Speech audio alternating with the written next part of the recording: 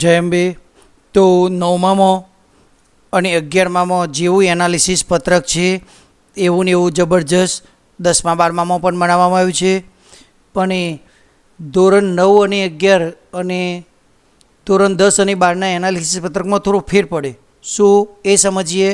તો ધોરણ 10નું એનાલિસિસ પત્રક, ધોરણ 9 અને ધોરણ 11ના એનાલિસિસ પત્રકની ખાસિયત એ હોય કે ધોરણ 9 અને 11માં વાર્ષિક પરીક્ષા સ્કૂલ લે છે, એટલે સ્કૂલના માર્ક્સના આધારે એનાલિસિસ પત્રક ઓટોમેટિક બની જાય. જ્યારે ધોરણ 10 અને 12નું એનાલિસિસ પત્રક આ બનાવ્યું છે 10માં સમજીએ એવું જ 12મામાં છે. ધોરણ 10 અને 12ની વાર્ષિક પરીક્ષાના માર્ક્સ બોર્ડમાંથી આવે છે. તો બોર્ડમાંથી આવ્યા પછી તમે એન્ટ્રી કરો તો આ એનાલિસિસ પત્રકનો ઉપયોગ કરી શકો. ઘણી સ્કૂલોનો એક આગ્રહ હતો કે સાહેબ, એમનો આ પત્રકનો આગ્રહ હતો, તમે જોઈ શકો છો. આ ધોરણ 10નું જેવું બતાવું કે અમારે આ છેલ્લું પત્રક છે પ્રિન્ટ માર્ક્સ, કે બોર્ડમાંથી જે પત્રક આવે છે તે સારું જ આવે છે, પરફેક્ટ છે. પણ કેટલાક સ્કૂલોનો એવો આગ્રહ હતો કે બોર્ડમાંથી જે પત્રક આવે છે એ પત્રક અમે કોમ્પ્યુટરમાં ઇન્સ્ટોલ કરવા માગીએ છીએ અને એનું અમે પત્રક સાચવીએ છીએ. તો એવું કોઈ પત્રક બનાવો કે જેમાં અમારા વિષયની ટકાવારીને બધું કામ આવી જાય. તો ચલો અભ્યાસ કરીશું.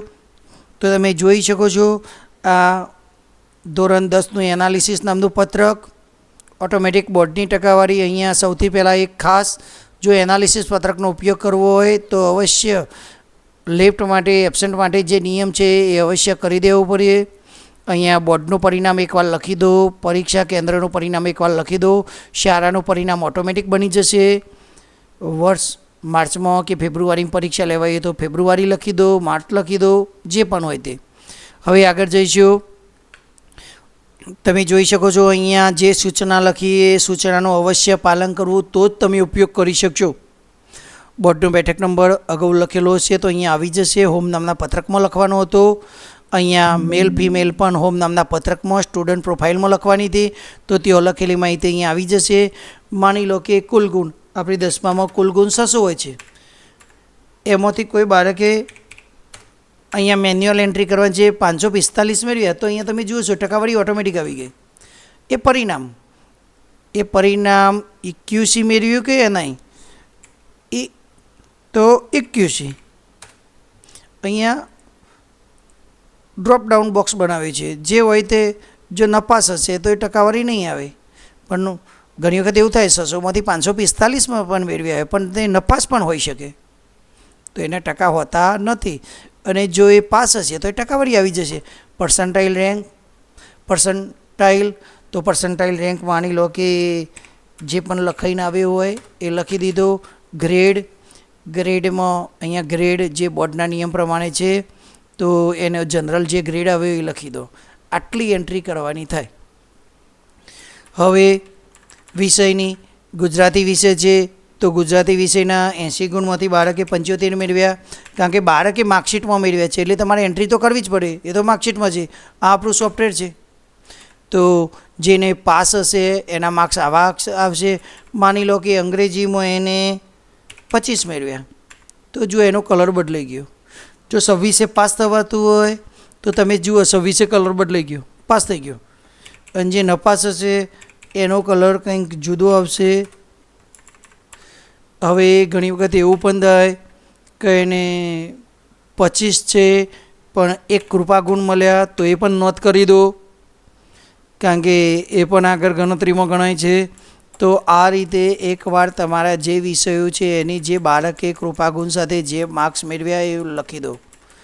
હવે ઇન્ટરનલ જુઓ તમે. ઇન્ટરનલ આપણે જે અગાઉ પ્રથમ દ્વિતીય પરીક્ષાને આધારે જે ઇન્ટરનલ ગુણ હતા એ ઓટોમેટિક અહીંયા આવી ગયા એડવાન્સ, કારણ કે હવે બોર્ડમાંથી જે માર્કશીટ આવી એમાંથી આપણે 80 ગુણની એન્ટ્રી કરી છે, 100 ગુણની નથી કરવાની, 80 ગુણની. 20 ગુણ તો આપણે જ બોર્ડમાં મોકલે છે, એટલે આપણા 20 ગુણ અને બોર્ડના 80 ગુણ એ ભેગા થઈને ઓટોમેટિક 100 ગુણ બની ગયા. ડાયરેક્ટ 100 ગુણની એન્ટ્રી ના કરી શકાય, કારણ કે જો ડાયરેક્ટ 100 ગુણની એન્ટ્રી કરીએ તો ઘણી વખત તમે જાણતા હશે બાળકને વધુ ગુણ હોય પરંતુ એ એના વિષયમાં નપાસ પણ હોય, એટલે એના વિષયની 80 ગુણમાંથી એન્ટ્રી કરવી પડે તો જ સાચી સમજ પડે. તો એ માટે આ પત્રક બનાવ્યું છે. બસ આટલી જ એન્ટ્રી કરવાની છે જો તમે આટલી એન્ટ્રી કરો, આ પત્રકનો ઉપયોગ કરવા માગતા હોય તો આટલી એન્ટ્રી કરવાથી આ બાજુના પત્રકો તમારા રૂમમાં, જે આપણે 9મા ધોરણમાં વિડીયો જોયો હતો એનાલિસિસ પત્રકનો, વિદ્યાર્થીઓ પ્રથમ 10 કોણ આવ્યા, બોર્ડનું પરિણામ, કેન્દ્રનું પરિણામ, શાળાનું પરિણામ. અહીંયા એક જ વિદ્યાર્થીની એન્ટ્રી આપણે કરી તો એક જ વિદ્યાર્થીને એટલે શાળાનું પરિણામ 100% છે. અહીંયા આપણે જોયું હતું શાળાનું પરિણામ બાકી હતું, જેવી એન્ટ્રી કરી તેઓ ટકાવારી આવી ગઈ. એ જ આઈએ જ છે ટોપ 5, તમારી શાળાના કુલ ટોપ 5, એમાં ભાઈઓ ટોપ 5, બહેનો ટોપ 5. અહીંયા તમે દરેક વિષયમાં હાઈએસ્ટ, દરેક વિષયમાં વધુ ગુણ પ્રથમ 3 રાખ્યા છે. ખાસ દરેક વિષયમાં પ્રથમ નંબર, હાઈએસ્ટ દરેક વિષયમાં મેક્સિમમ માર્ક્સ મેળવનારની જ જરૂર હોય છે, પણ આપણે 3 એટલા માટે રાખ્યા છે, માની લો કે એક સરખા ગુણ 2 જણને આવે તો 3 હોય તો તમે કોને એક કરતો એક સરખા માર્ક્સ છે, એક કરતાં જુદા છે એ જાણી શકાય. તમે જુઓ જબરજસ્ત મહેનત કરવામાં આવી છે, પત્રક ઓટોમેટિક બની ગયું. એ જેને હાઈએસ્ટ જે ગુજરાતીમાં માર્ક્સ આવ્યા એના પર્સન્ટાઇલ રેન્ક કેટલા થાય છે, અને જ્યારે મેળવેલ ગુણ ગણાતી હોય છે ત્યારે તમે યાદ રાખો ગુજરાતીમાં 87, તો અહીંયા તમે સમજો ગુજરાતીમાં એના માર્ક્સ કેટલા છે, હવે 75. આ 75 હવે જ્યારે એના કુલ ગુણ ગણાતા હોય 100ના આધારે ગણાય તો આ 75, અને ગુજરાતીનું ઇન્ટરનલ હતું 12, એટલે 75 ને 12, 77 ને 10 87. તો અહીંયા તમે જોઈ શકો છો 87 માર્ક્સ લખાઈને આવી ગયા. ઓટોમેટિક કોમ્પ્યુટરે ગણી કાઢ્યા કે 100માંથી ગણતરી થાય. પર્સન્ટાઇલ રેન્ક એનો જે પણ એન્ટ્રી કર્યો તો એ આવી ગયો, એના ટકા આવી ગયા. તો એના આધારે તમારી જ્યારે કોઈ એનાઉન્સ કરવાનું હોય કોઈના હાઈએસ્ટ માર્ક્સ તો એના પર્સન્ટાઇલ કે કંઈક બોલવા હોય એનો બેઠક નંબર સાથે આવી ગયો.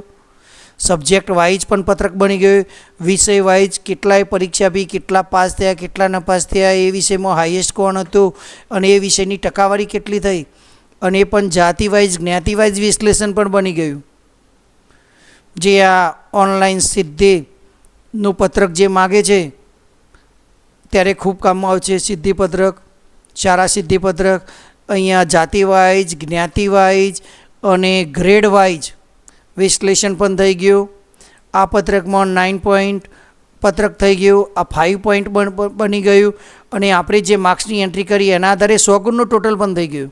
તમે જુઓ અહીંયા આપણી સ્કૂલના 20 ગુણના ઇન્ટરનલ અને બોર્ડના જે આવ્યા હતા, બોર્ડના જે ગુણ આવ્યા હતા, ઝૂમ કરું તમે જોઈ શકો, બોર્ડના ગુણ એ 2 મિક્સ થઈ ગયા અને કુલ 100 ગુણનું આવી ગયા. એનું સમગ્ર પરિણામનું એક કોમ્પ્યુટરાઇઝ ફાઇલ બની ગઈ. તો આવું જબરજસ્ત શિક્ષકોનો આગ્રહ હતો કે સાહેબ અમને આવું એક પત્રક બનાવીને આપો, અમે મારી રીતે એનાલિસિસ કરી શકીએ. તો બસ તમારે ખાલી આ એક પત્રકમાં જ એન્ટ્રી કરવાની છે, અને એન્ટ્રી કરતાની સાથે બાજુના બધા પત્રકો બની જાય છે. આશા રાખું છું તમે સારી રીતે સમજી શક્યા છે. 10મામાં જેવું એનાલિસિસ પત્રક બનેલ છે તેવું ને તેવું 12મામાં છે, સેમ 2 છે, અને 9મામાં જેવું એનાલિસિસ પત્રક છે એવું ને એવું પત્રક ધોરણ 11 આર્ટ્સ, કોમર્સ અને સાયન્સમાં છે, કારણ કે તેમાં વાર્ષિક પરીક્ષા સ્કૂલ લે છે. તો આ રીતનું છે. આશા રાખું તમે સારી રીતે સમજી શક્યા છો. અસ્તુ. જય હિન્દ, જય ભારત.